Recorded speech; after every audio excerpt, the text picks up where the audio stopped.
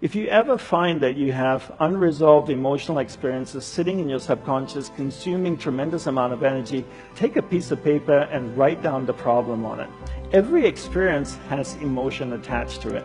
Tesla says if you want to find the secrets of the universe, think in terms of energy, frequency, and vibration. Everything is made up of energy and it's vibrating at a certain frequency. If I have an experience, it has emotion attached to it, it's vibrating in my subconscious mind. My goal is, I can't do anything about the experience because it's already happened, but what I can do to help myself is to remove the emotion that's attached to experience. So I take a piece of paper, I write down the problem. As I write down the problem, something really interesting happens. That experience moves from my subconscious mind to my conscious mind because I'm reliving it. The interesting thing that happens is the energy, the emotion actually comes out of the experience, flows through my hands into the piece of paper. Now I crumble the piece of paper and I burn it in a fire. It could be a garbage can, a fireplace, it doesn't really matter. Does the fire destroy the emotion? No, because you can't destroy energy. But what it actually does is transform the emotion in the paper into heat, flame, ash, smoke, and a whole bunch of different things. How many times should you write? Well, depending on the emotion. If it's an intense experience, you might have to write about it 3 or 4 times. If it's not so intense, maybe once or twice. I remember the first time I ever shared this exercise was with a group of entrepreneurs in Perth, actually, about 5 years ago. And one of them said to me, look down upon me, I realized that experiences have emotion attached to them. And I realized as well, when you relive it or you're writing about it, it goes from your subconscious mind to your conscious mind.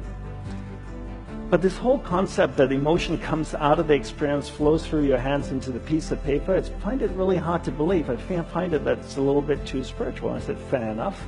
So I asked him, do you have kids? He says, yeah, I have a couple of kids, a 4-year-old and a 6-year-old. I said, on Father's Day, on your birthday, do they ever make you cards? They said, they do that all the time. I said, how does it look? They go, well, it doesn't look that great. It's made by a 4-year-old. Let me ask you this way. If you saw it in the store, would you pay money for it? And they go like, no, no way. But do you keep it? He says, yeah, I keep every single one.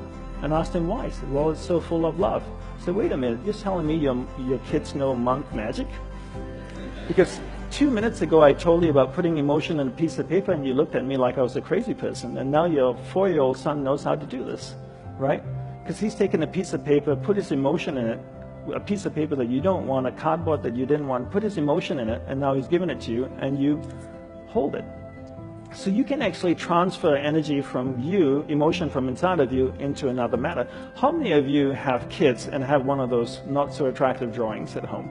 Do you keep them? Why? You'd never be able to sell it to anybody. Nobody would want to buy it, right? You keep it because it's so full of love. It's full of emotion, right? So you can move emotion out of you. So it makes energy cannot be created or destroyed, but it can be transferred or transformed from one thing to another. Take a piece of paper, write it down, and then burn it in an ordinary fire.